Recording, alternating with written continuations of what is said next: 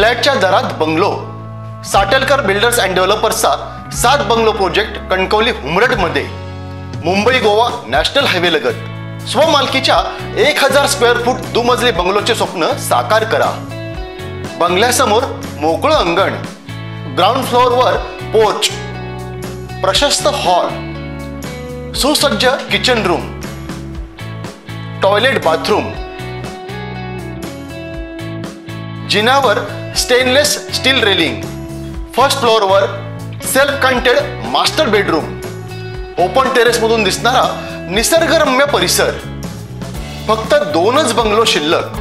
त्वरा करा.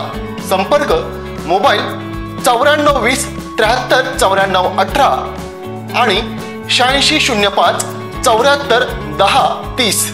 भाजपचे मंत्री नितेश राणे हे वारंवार हिंदू मुस्लिम समाजात धार्मिक तेढ निर्माण होणारी स्टेटमेंट करत आहेत. चिथावणीखोर भाषणे करून दंगल घडवू पाहत आहेत.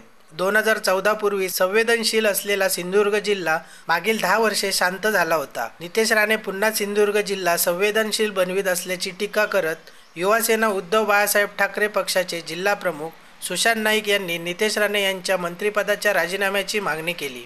तसे निवेदन युवासेनेच्या माध्यमातून कणकवली पोलीस निरीक्षकांना देण्यात आले. यावेळी युवासेना तालुका प्रमुख उत्तम लोके, गुरु पेडणेकर, विलास गोडेकर, धीरज मेस्त्री, मंगेश राणे, अविनाश सावंत, आशिष मेस्त्री, चेतन गुरव आदी उपस्थित होते. तर म्हणजे तुम्ही बघताय गेले काही महिने जेव्हापासून नितेश राणे मंत्री झालेले आहेत आणि त्याचा ते गैरवापर करत आहे आणि दंगलखोर वक्तव्य करण्यात ते 1 नंबर माहीर आहेत. त्याच्यामुळे ह्या अशा दंगलखोर वक्तव्य करणारा मंत्री खरं म्हणजे या सरकारमध्ये नको असावा अशी सगळ्यांची भावना झालेली आहे आणि त्यांचे सगळेजण राजीनामा मागत आहेत. आणि आम्ही ह्याच्यापुढे जर अशी वक्तव्य केली तर खरोखरच रस्त्यावर उतरून राजीनामा मागावा लागेल. खरं म्हणजे तुम्ही बघत असाल गेले 2-3 महिने प्रत्येक विषयाशी बोलत राहून दंगलखोर वक्तव्य करून हिंदू मुस्लिम समाजामध्ये कसं काय भांडण लागेल, कसं काय ते रस्त्यावर होतील, तरुण मुलं कशी काय रस्त्यावर उतरून दंगल करतील, ह्या यांच्या भावना आहेत आणि त्यांच्या भावना भडकवण्याचं काम नितेश राणेसारखे मंत्री करत आहेत. खरं म्हणजे त्यांना तुम्हाला माहिती आहे की 2014 सालच्या आधी ज्यावेळी राणे कुटुंब ह्या पालकमंत्री म्हणून नारायण राणे होते त्यावेळी हा जिल्हा असंवेदनशील जिल्हा म्हणून सगळ्या महाराष्ट्रामध्ये बघितलेला होता. सगळ्यांनी म्हटलेलं होतं असंवेदनशील जिल्हा म्हणून. तसंच आजही ही तीच परिस्थिती आहे. 2014 नंतर जेव्हा राणे कुटुंब ह्या पदावरनं उतरलं त्यावेळी हा जिल्हा खूप शांततामय झाला होता आणि आज परत एकदा राणे कुटुंबाचं वर्चस्व आल्यानंतर हा जिल्हा असंवेदनशीलकडे जातो आहे. खरं म्हणजे मनाई आदेश किती वेळा ह्या जिल्ह्यामध्ये लागतो आहे ह्या दंगलखोर वक्तव्यामुळे हे बघण्यासारखी गोष्ट आहे.